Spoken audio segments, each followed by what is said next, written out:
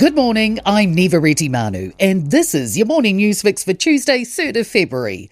In this update, the Economic Growth Minister says New Zealand's looking to advance its own interests in any minerals deal with the US. Nicola Willis says our officials have been having discussions with their American counterparts. She says the US has already reached non-binding minerals deals with some countries. Willis says it's currently negotiating with about 40 others, including New Zealand. She says they're working their way through a process to see what New Zealand can get that's in its best interests. Principals are looking to see more detail on the government's new standardised school reports. The nationally consistent assessments in reading, writing and maths will roll out this year, with students from years 0 to 10 ranked against one of 5 progress indicators twice a year. Reports are also planned to give advice to parents on how they can help out at home.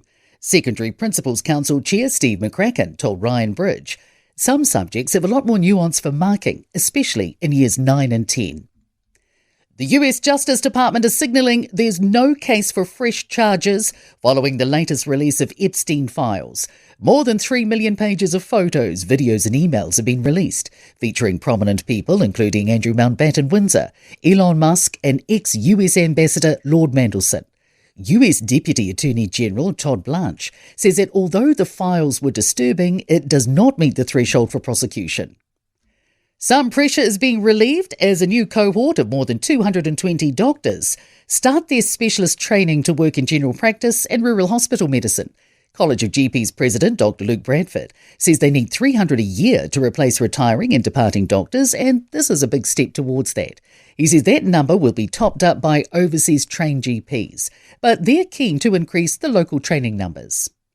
A surge in KiwiSaver withdrawals may be to blame for a spike in financial disputes. The Financial Ombudsman Service says that there were 41% more disputes between July and December compared to the same period in 2024. Issues with non-bank lenders are still the most common, with 77 disputes, but the number relating to KiwiSaver fund managers rose from 5 to 31. One of the largest iwi in the country is attending Waitangi celebrations for the first time in more than 2 decades. South Island iwi Ngai Tahu will attend events in the Bay of Islands after being welcomed onto the marae on Thursday morning. Iwi leader Edward Ellison says that they want to show solidarity with other iwi. New Zealand car thieves seem to be sticking to the same game plan, according to latest data from AMI Insurance. The top 4 most stolen car models in 2025 were the same as 2024. The Toyota Aqua, followed by the Toyota Corolla, Nissan Tiida and Mazda Demio. In sport, a New Zealand trio could share the start line of the men's mile at the Glasgow Commonwealth Games, with Sam Ruth, Sam Tanner and Geordie Beamish each coming into the equation. The New Zealand men's hockey team have sealed their series 2-1 over Japan in Hamilton. England rugby captain Maro Itoje will start on the bench in the Six Nations opener against Wales at Twickenham on Sunday. Australian pace bowler Josh Hazlewood will miss the early stages of cricket's T20 World Cup with hamstring and Achilles tendon issues. I'm Nivareti Manu, and that's your latest news fix. We'll be back with the next update at midday from the Newstalk ZB newsroom.